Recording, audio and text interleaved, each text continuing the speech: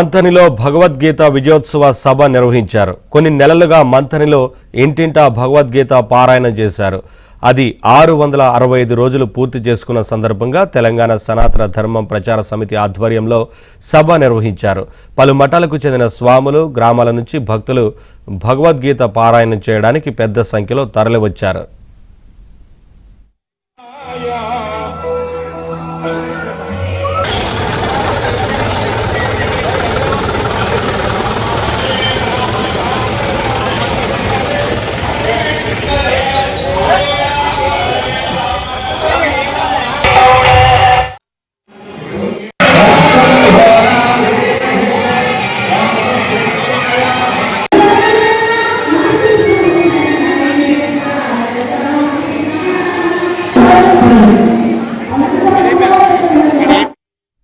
మంథనిలో భగవద్గీత విజయోత్సవ సభ నిర్వహించారు. కొన్ని నెలలుగా మంథనిలో ఇంటింటా భగవద్గీత పారాయణం చేశారు.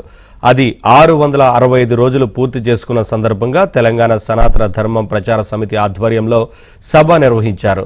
పలు మఠాలకు చెందిన స్వాములు, గ్రామాల నుంచి భక్తులు భగవద్గీత పారాయణం చేయడానికి పెద్ద సంఖ్యలో తరలివచ్చారు.